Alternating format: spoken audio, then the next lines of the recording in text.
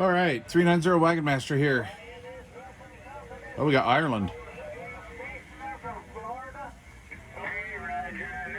I just turned this radio on, so it's cold.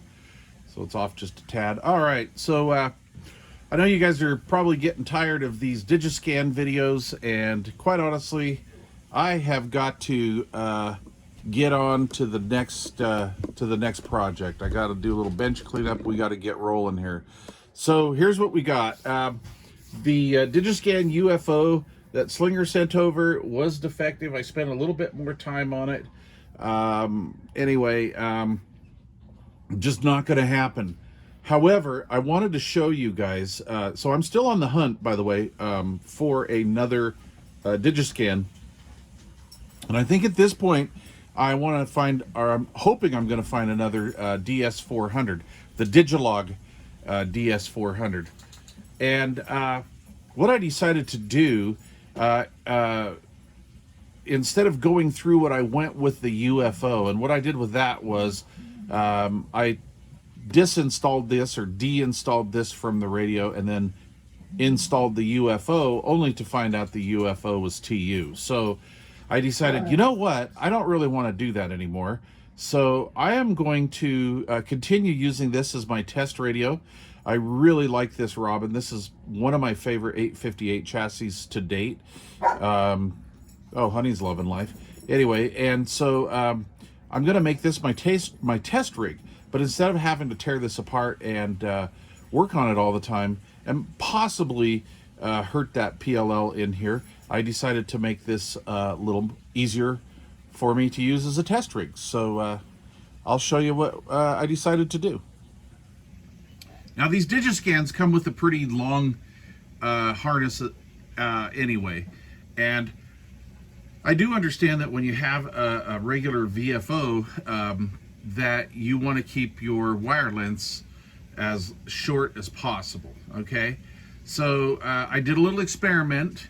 I tested the power output of this and the frequency bandwidth with this, made notes.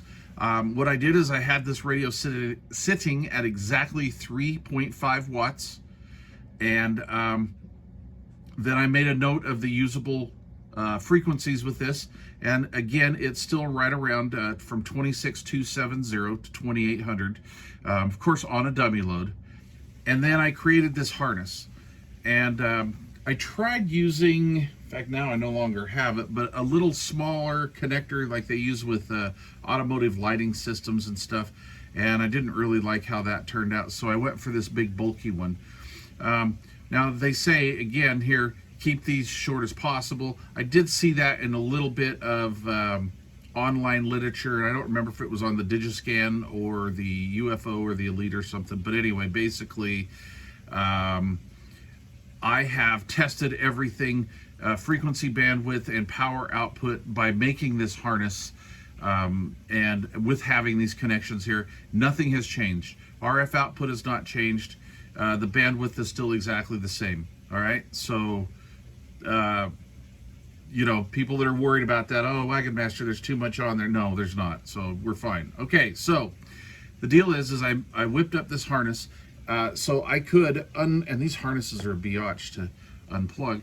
So what I could do is the next time I find another DigiScan, I will program the dip switches in the DigiScan to the 858, and then I have more of these, and I'll just make up another plug, and we'll just plug it in, and we're good to go. Now, could I have done a cleaner setup? Yes.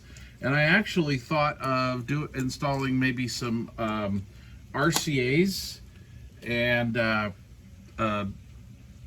what is that, a 5.2 millimeter DC jack setup and all that, and that would be great. And what I would do, or what I was going to do, is I could install the RCAs, and this would have been like coax 1, this would have been coax 2, and of course this would have been power. And then I would have done that, you know, I would have done the panel mounts on here, etc., etc. But, you know, I don't want to really drill holes in this radio and bugger it up. So I just thought, well, you know what, I'll just do this. And I have another, you know, I have more RCAs and more of these coaxial type plugs. I don't know, some people call them coaxial, but anyway, there's these 5.2s that we've seen pretty much the last 40 years. And then just whatever VFO I want to test, I could just have another set of RCAs with clip leads on them and just clip them onto the bare wires, etc., etc.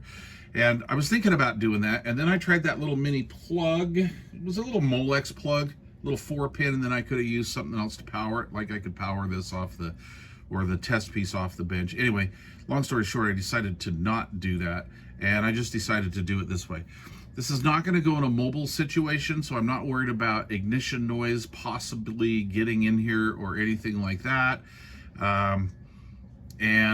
Yeah. Now, could I refine this and make this a little less bulky? Yeah, probably, but I'm not going to do that now. I'm not really worried. I wanted just to make this easy for me to test, and you can buy a bag of these things online relatively cheap, made in China. And the plan is just the next one I find, I'll just insert the tabs. I have these marked on here. I pretty much know which is which anyway. And then I'll just get the little label maker out and make something there. But anyway, that being said, that's what I decided to do. So let's jump in and see what she looks like inside. Okay, so here we are, lids off. And again, just in case you've missed any of the other videos, I don't mean to be redundant, but then I kind of do, because in case you missed any of the other videos and you found a DigiScan and you want to hook this up to your 858 chipped radio, this is how you do it. So you take out C126. This is a 1 microfarad 50 volt electrolytic, so you take that out right there. Again, like I've said in previous videos, this red looped wire here at the top of the 858 chip right here was done by a previous owner. I am not going to touch that. It looks like they broke a leg off. Possibly this chip has been replaced. And I'll show you on the underside of the board, or the foil side, what was going on with this. This radio was massacred in this area. I believe they used one of those ribbon cable style REDCO DigiScans, maybe like a 1st or 2nd gen. Anyway, so you take out the 10.240 crystal here, right? You tag, this will be coax number 1, and I just identified these by just putting a mark on here. So this coax has just 1 on this, so this would be treated as coax 1. So coax 1 has gone to pin 11 of the 858. This is coax 2, obviously, and this goes to R158. This end of 158, we're gonna take 158 up here. We're going to lift that pin. That takes it away from pin 2 of the 858, and we're going to go to there. And then, of course, they are grounded to a good chassis or board ground. Not this chassis, I should say, but this board ground. And so we clean that up so there's no frayed wires or anything like this. Basically, I just notched this Teflon coax out here and then soldered straight to it, and then routed it here away from the speaker magnet. Just kind of came up over here. Now, in one of the manuals, they said to keep this away from RF, and what I was doing before is I was just kind of taking the short way out, and I was going past here and then past this transmitter coax here and out the little bottom area here. But this time I decided to kind of take the scenic route. So we've gone from here around here on the forward side of the relay and then through the bottom. So we'll turn her over. And the reason why I did this, again, cosmetically, this radio's in pretty good shape, and I wanted to, in fact, I had a wire tie right here. This is a big old goiter sitting here, but anyway, I wanted to not drill holes in this. This radio is pretty clean. as far as holes being drilled in that. So anyway, so this is the power line here. This is power ground. And so I've got a really good ground here. This is plus 12 volts that sits here on the relay. That is a switch 12 volts that turns on and off with the power switch. And then of course those go in here, and then right here, it's hard to see, but I've got a coax coming in. So they have this bent over tab, right? So when you put the lids on, you can run a screw down in there. And anyway, so I decided to omit the screw. It's not a big deal. All these other circuit grounds are great. And I ran the coax up this side and this side, just out the little gap that's in there because of that tab being folded down. So that's basically, and then this of course goes out to the plug. So that's basically how that is. So now I am no longer going to have to tear this thing apart when I want to swap out VFOs. Well, they call them VFOs, right? But PLL synthesizer, I guess I should say, is the true proper form. And then right here is, let's see here if I can zoom in on this a little bit better. Anyway, right in here is what some previous owner did to this radio here, and they cut these foil traces here, and then I would assume brought the ribbon cord back somehow. And a previous owner also grabbed power from where I grabbed it, and I couldn't see where they grabbed their ground. But anyway, this has all been bridged and jumped over. It's hacked and swacked, so there you go. And there was also a jumper that I had to put in too to finish this mod for the DigiScan. However, all this information is available on CB Tricks, and donate to CB Tricks if you can find it possible, if that works for you.